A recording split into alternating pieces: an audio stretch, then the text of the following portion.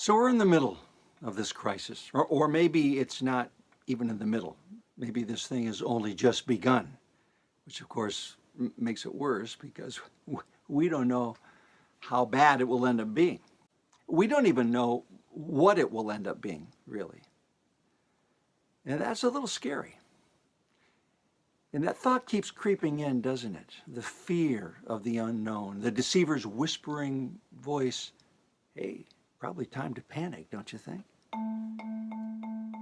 So I have a story to help quiet that voice. I have a story about another crisis I recently faced. It began one morning at 5:30, 7 degrees, really windy, really cold.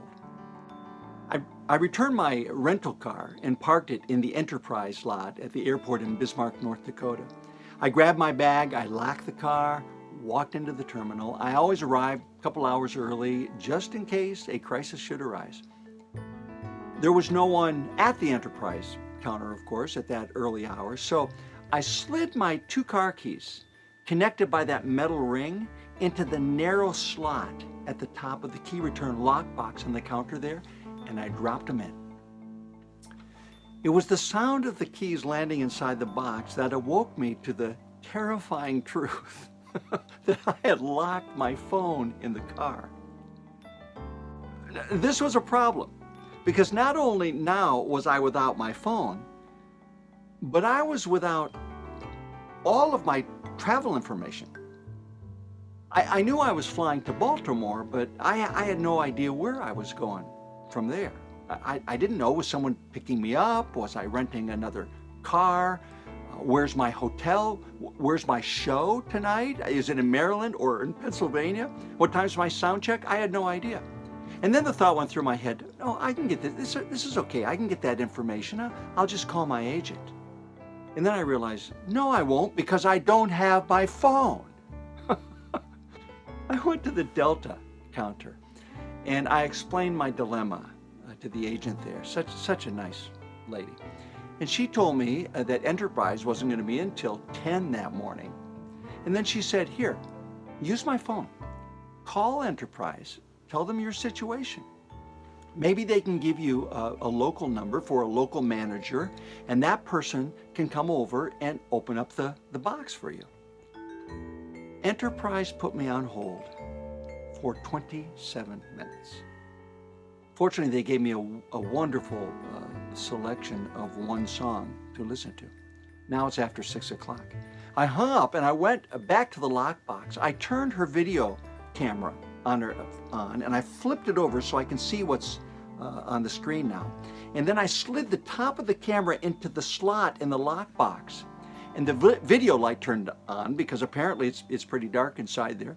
And it shone upon my 2 keys right there, not 4 inches away, with the metal, that little metal hoop sticking right up there. And I realized, oh, all I need is a coat hanger. This is so great. I can bend the hanger, slide it in the box, and in 5 seconds, maybe 6, I can lift the whole thing, the keys right out of there. I ran back to Delta. Do you have a coat hanger? They looked. They had nothing. No coat hanger, no wire, no nothing. I ran back to the box now. I don't know why, but I slid the camera in again. And there they were. My keys, same place. They hadn't moved, which for some reason surprised me. It seemed like they should have at least been trying to do something.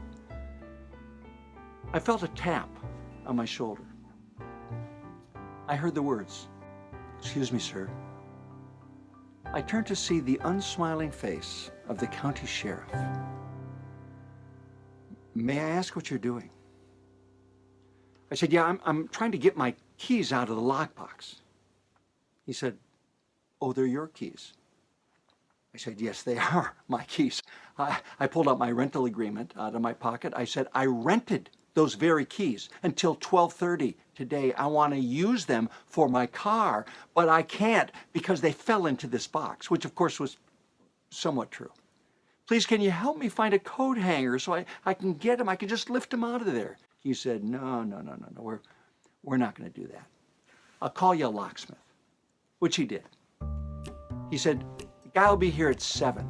My flight's at 7:30 now, okay? He said, go out that door, wait on the curb. He's got a red truck. You can't miss him. So I went outside, 7 degrees, really windy. Did I mention that? I looked through the glass back into the terminal where I could see the sheriff. He's now guarding the lockbox. At 7:02, I see the red truck. The guy's got a long bendable pole with a little plastic finger on the end of it. And he somehow managed to shove the pole between the door and the body of the car. And then he bent the pole and he pushed it a little bit more and a little bit more, and he bent it and twisted it a little bit more until the finger was right on top of the unlock button. I know it's right there because I'm half laying on the windshield at this point, and I'm directing the whole operation. A little bit more here, turn a little bit more there. It's now 7:09. I know it's 7:09 because the time is being brightly displayed on the top of the dash by my cell phone, which is 3 inches from my face.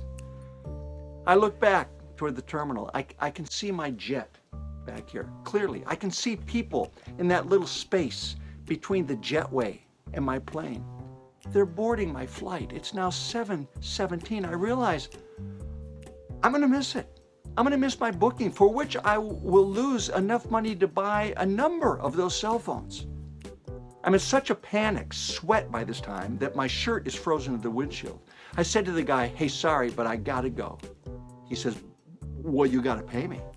I took $24 out of my pocket. I shoved it in his hands. I said, here. He says, I'll need 50. I said, that's all I've got.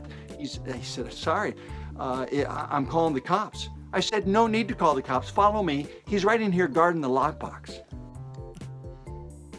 The Delta agents, they held the plane for me, which was either because they are really, really good at customer service, or because the agent really wanted her phone back. Either way, it didn't matter. I made my flight.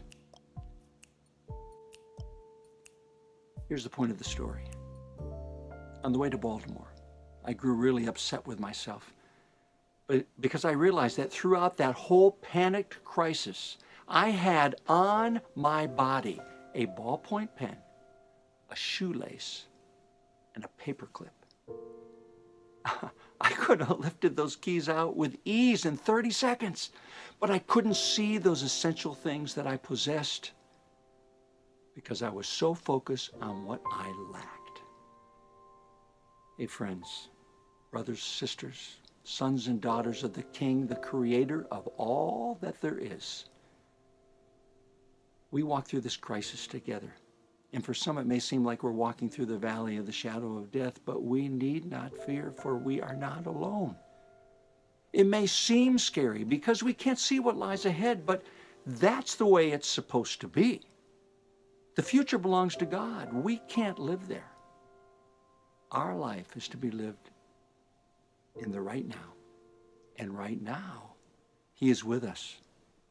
So we have everything that we need, to which I say, Alleluia.